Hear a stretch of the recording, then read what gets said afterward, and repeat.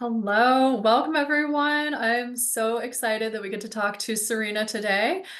She is one of our newest authors. Her book drops today, and we're going to talk all about that in just a second. I'm Cori Wamsley. I'm CEO of Auroracorialis Publishing, and I help people tell their transformational stories so they can empower people everywhere. And empowering people is absolutely what we're doing with this book. The title of the book is Empowered. So I'm going to let Serena talk a little bit about herself and the book, and then we're going to get into the meat of the conversation. So this is Serena Sacks-Mandel, and Serena, tell us a little bit about yourself.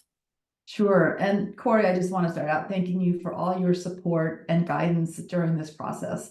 I have never published before. I had this book as a dream for many years, and you helped it become a reality. So for that, I'm incredibly grateful.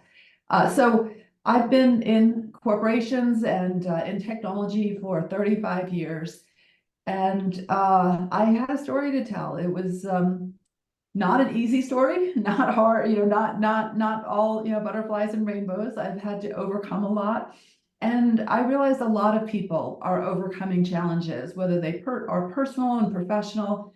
And since the pandemic, that personal and professional has blended so much. And so I felt called to write this book. And as Cori, you said, it's about empowering others. So empowered, I've claimed my power, and my power is to empower others. And so I've overcome a lot, and I feel like I've achieved some level of recognition and contribution. And that's why I wrote the story. Yeah, I love that. And, I do think that everybody is going through something. And I love that you've taken all of these things that you've been through.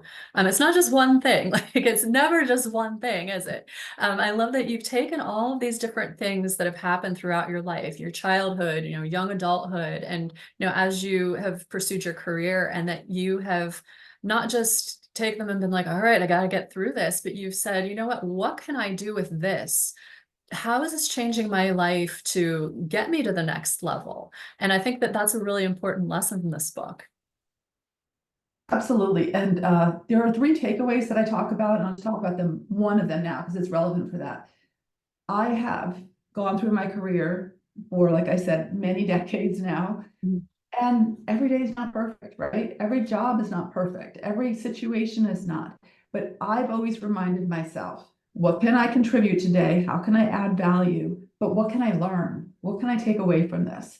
So even when you have a bad day or a bad meeting or a bad something or other, I can learn from that. At the end of the day, you can do an accounting and say, okay, I added value here and I learned this. Mhm. And when you do that in every day and every job, you build a skill set, you build a resilience, and you keep moving forward. It's not about the day or even the job. It's about the broader picture. And when you keep that in mind, you can keep your sanity.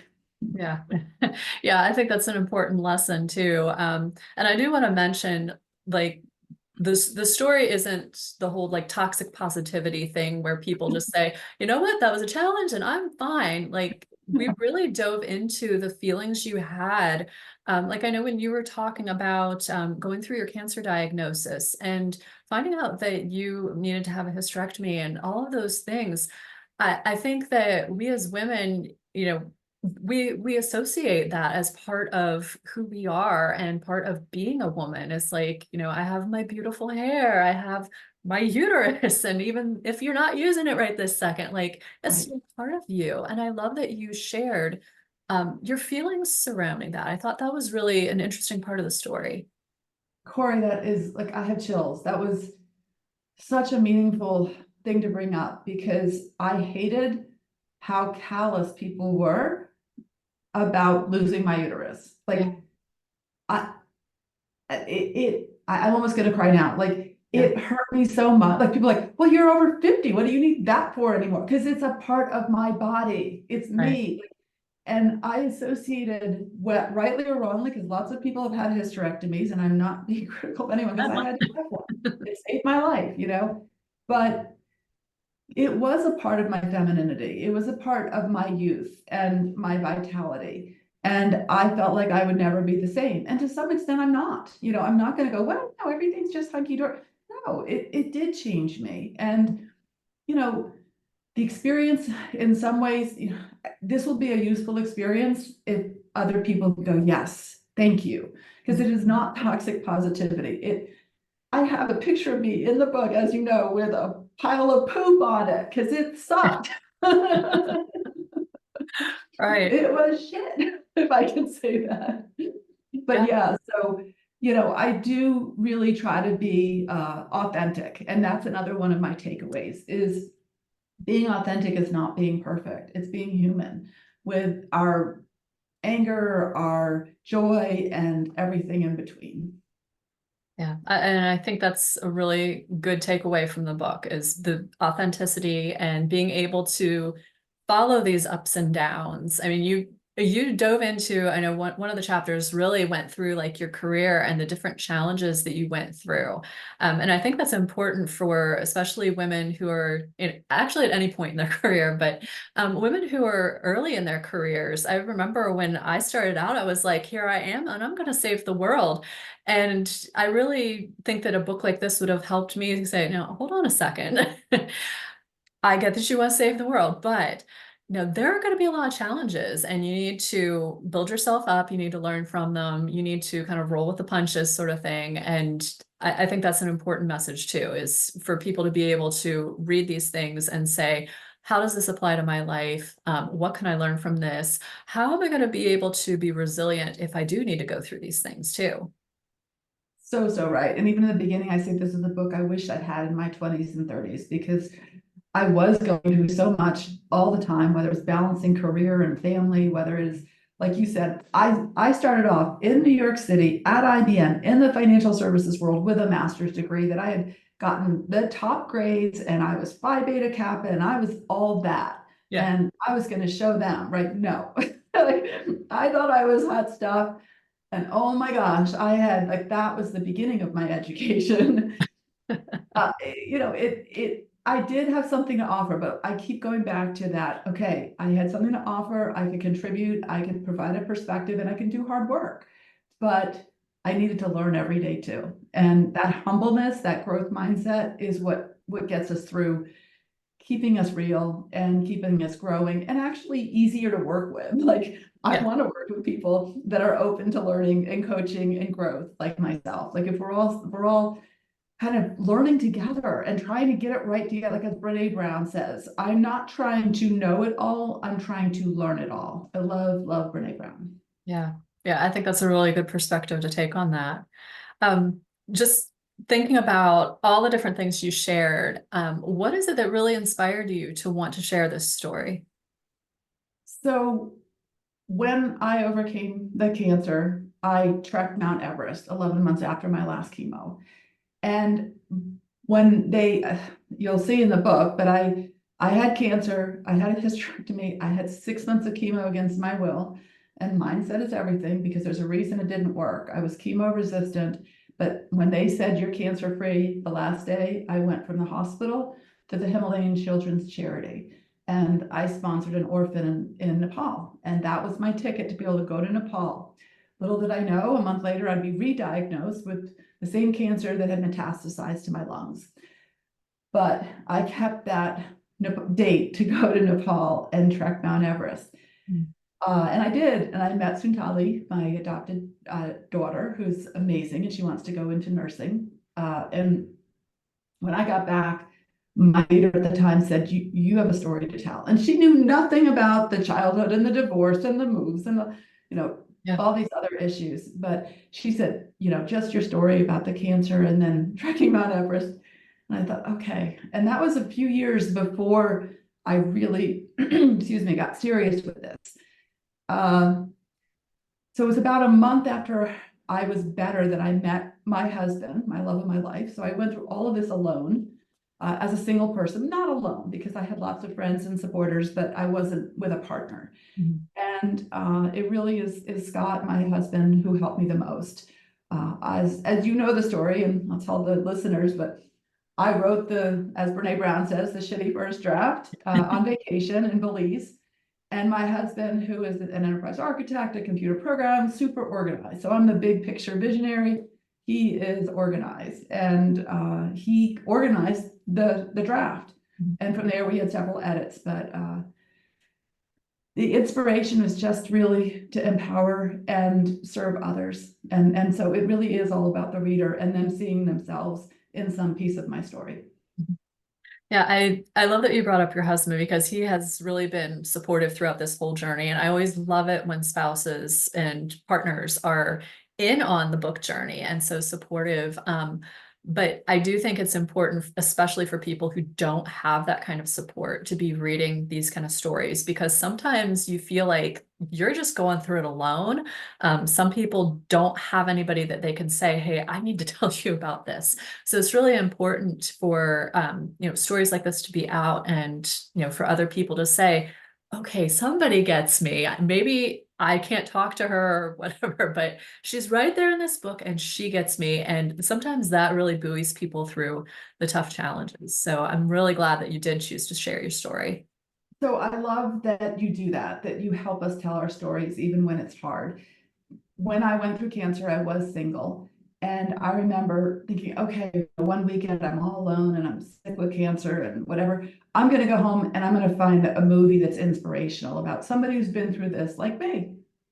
Look online, look on Netflix, look on, everyone had a partner. So it became more depressing than inspirational.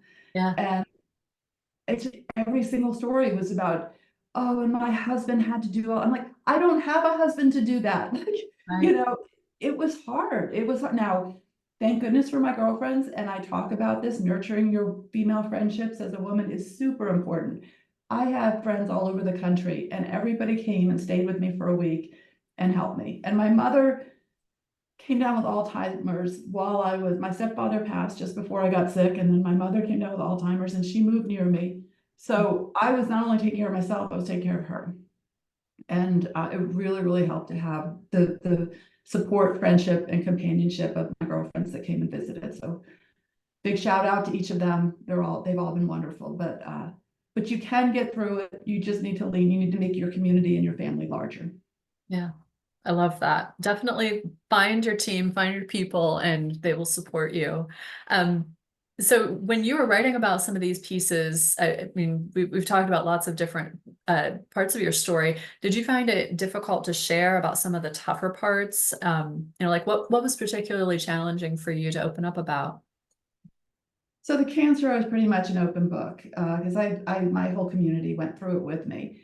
Most people don't know, about my childhood, about the traumas that I went through, Yeah. and I'm still not 100% comfortable that it's out there, but I hope that it helps some folks to see that it doesn't matter. If you grew up in Westchester, New York, which is one of the wealthiest communities in the country. And, my father was a veterinarian and my parents went to Cornell. And yet, behind closed doors, there was a lot of abuse. There was emotional and mental and physical abuse. And so it crosses all social, economical, geographical lines. And it was very hard. I mean, one of the things I talk about is that I witnessed my father try to kill my mother 3 times before I was 5. Yeah. And sometimes trauma that you see is actually worse than what happens to you.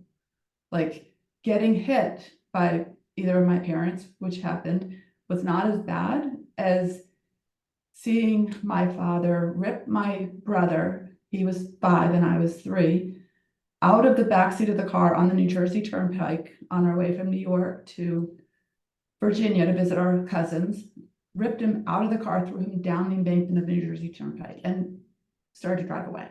Like that traumatized me. And my brother actually blocked it out. I talked to him about it, started talking about it a few years ago. And I asked him, I said, that's in the book. Are you okay with that? And he goes, yeah, it's fine. But that's hard. That's really, really hard. My sister was less comfortable. She's like, how can you say these things? I said, because it's my truth. Yeah. You had a different experience. Your truth is different. So I'll just say that it's just my truth. It's just my experience and my memory. It's not perfect. And if nothing in the book was meant to offend anybody. And it is what it is. Yeah. Yeah, I think I was talking to someone the other day about something kind of similar, how it's kind of easier for us to advocate for others than it is to advocate for ourselves. And I think it's kind of the same sort of thing where we feel like, you know, all these things that are happening to people we love because it's happening to them. I think that that really impacts us. But when it happens to ourselves, it's a little bit different. So I love that you brought that up.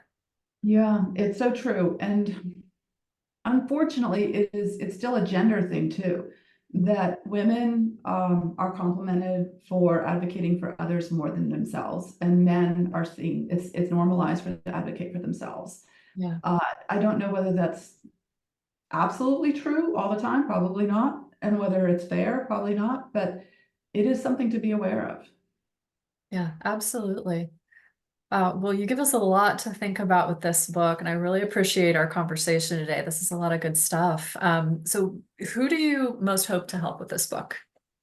So when I was writing it, I did have a target audience, and it really is the 20 and 30-year-old, usually women and a lot of minorities that have a really hard time climbing that ladder in technology. And there are challenges, but I will tell you that when I presented this, the men in the audience love it too. This is not just for women. There's a lot, everyone is a spillover, but your current, your emerging, your potential leaders, it's giving you strength. It's giving you inspiration for the journey. It's not easy, but it is worth it. And, you know, I get asked, well, can you have it all? Well, what is it all? And part of my message is you need to define success for yourself. Don't take other people's version of what they think is right for you. What does success internally, intrinsically mean to you? And it's not necessarily, hopefully, not about, you know, fame and money and power and glory. It's about what you do for others, and that's your purpose. And when you find that, then you get intrinsic value. So for those on the journey, and we're all on some journey, you know, my journey is not over. It's to inspire, it's to motivate, it's to say, yep, we're, you know, there's people cheering for you. And I will say one more thing about the cancer story that's related to this, and it's okay to ask for help. I have a whole chapter on self-sufficiency. I was brought up, pull myself up by my bootstraps, whatever it takes, you can do it yourself. And even my younger daughter, when she was 18 months old, used to say, I can do it myself. And she would get all her own bowls and stuff like that. And, you know, it's great to be self-sufficient, but the dark side of that is that you don't want to be an island. We are social beings. We need to reach out. And that's what I learned that was a profound lesson when I had cancer is people want to help. And giving people the opportunity to help is giving them a gift. Because I know when I help somebody, I feel great about it. So think about that. Think about, you know, what you need is somebody else's benefit to give to you. And it doesn't have to be monetary. It just could be help. It could be a listening, you know, ear, a sympathetic ear. It's just, there's so many ways we can support and help each other and both benefit. Yeah, absolutely. I think I've had to go through, you know, a similar sort of journey with my thoughts as well. I always felt like I was going to be bothering people. And I think that's a really common thing for us to think that we're bothering people. But if we think about being on the other side of that, you know, put yourself in that person's shoes. If someone came to you and said, hey, I really need some help, you know, you drop everything and help your friends. They want to help. So if you are in a situation where you need help, be sure you ask your friends, ask your supporters, build that community. And I think that's a wonderful lesson from this book too. So if anybody has been watching this on the replay and you have questions for us, we didn't get any questions during the during the show, but if you have questions for us, absolutely drop them in the comments and Serena or I will answer them. Thank you, Serena, for being on with us today. This is so wonderful. And I want to mention that her book is on sale today only. The ebook version is available for 99 cents on Amazon, and I'm going to put the link in the comments to make sure you go on and get yourself a copy because you will not put it down when you start reading it. It is such a good book and so empowering, and you will absolutely love it. So again, thank you, Serena, for being on, and thanks for everybody who watched. Thanks so much, Corey. Have a great day. You too. Bye-bye.